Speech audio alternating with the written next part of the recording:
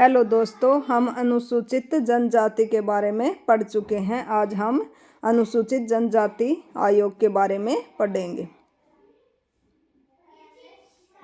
राष्ट्रीय अनुसूचित जाति आयोग एक संवैधानिक निकाय है।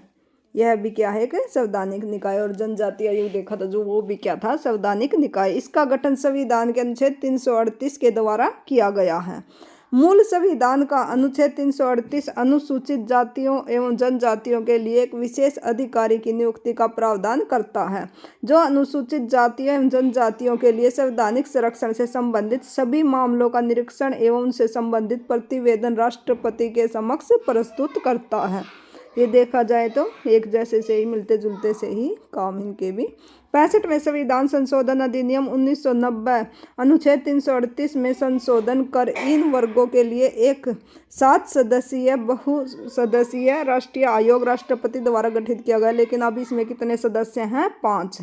पहले कितने थे? एक अध्यक्ष, एक उपाध्यक्ष और 5 सदस्य। लेकिन वर्तमान में इसके कितने सदस्य हैं? 5। 1989 में संविधान संशोधन अधिनियम, जो अधिनियम कब बना था? 19/2/2014 से प्रभाव में आया। 2003 के द्वारा इस राष्ट्रीय आयोग को 2 भागों में विभाजित कर दिया गया। कौन कौन से थे वे 2 भाग? राष्ट्रीय अनुसूचित जाति आयोग, जो हम पिछली वीडियो में कर चुके हैं, वो कौन सा अनुच्छेद था? 338। एवं राष्ट्रीय अनुसूचित जनजाति आयोग 338A नामक 2 नए आयोग बनाए गए।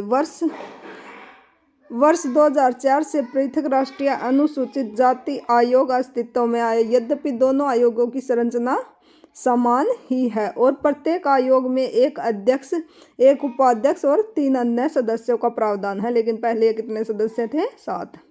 इनकी नियुक्ति राष्ट्रपति द्वारा की जाती है तथा इनकी सेवा शर्तों एवं पदावधि राष्ट्रपति द्वारा निर्धारित की गई है। नियम अनुसार इसका कार्यकाल कितने वर्ष है? 3 वर्ष। और जो जनजाति आयोग किया था हमने, उसमें भी उनके सदस्यों का कार्यकाल कितना था? 3 वर्ष। अनुसूचित जाति का अध्यक्ष वही बन सकता है जो अनुसूचित जाति का सदस्य है तथा वह सामाजिक एवं राजनीतिक क्षेत्र का विशेषज्ञ हो। प्रत्येक आयोग के अध्यक्ष और उपाध्यक्ष का क्रमशः केंद्रीय मंत्री और राज्य मंत्री का दर्जा तथा आयोग के सदस्यों को भारत सरकार के सचिव के समान का दर्जा होना चाहिए। अनुसूचित जाति आयोग के कार्य क्या क्या? हम इनके कार्य देख लेते हैं। इनका मुख्य कार्य संविधान में वर्णित अनुसूचित जाति की सुरक्षा एवं विकास, संवैधानिक संरक्षण से संबंधित सभी मामलों का निरीक्षण, अधीक्षण एवं उनके क्रियान्वयन की समीक्षा करना है।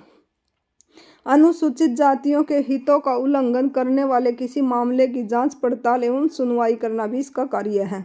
अनुसूचित जातियों के सामाजिक आर्थिक विकास की योजना प्रक्रिया में भाग लेना, उन पर सलाह देना एवं प्रगति का मूल्यांकन करना भी इसका कार्य है।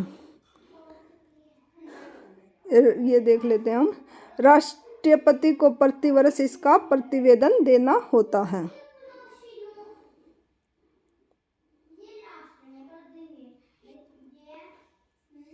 रक्षे उपाय के प्रभावपूर्ण कार्यान्वयन के लिए उपायों की सिफारिश कर सकता है। अनुसूचित जातियों के संरक्षण, कल्याण, विकास एवं उन्नयन के बारे में राष्ट्रपति द्वारा सौंपे गए अन्य कार्य भी यह कर सकता है। आयोग अपनी रिपोर्ट किसे देगा? राष्ट्रपति को प्रस्तुत करता है। वह जब भी उचित समझे अपनी रिपोर्ट उन्हें दे सकता है। राष्ट्रपति इस रिपोर्ट को संबंधित राज्यों के राज्यपालों को भेजता है, जो उसे राज्य के विधानमंडल के समक्ष रखवाएगा और उनके साथ राज्य से संबंधित सिफारिशों पर की गई या किए जाने के लिए प्रस्तावित कार्यवाही तथा यदि कोई ऐसी सिफारिश अस्वीकृत की गई तो अस्वीकृति के कारणों को स्पष्ट करने वालों को ज्ञापन भी होगा।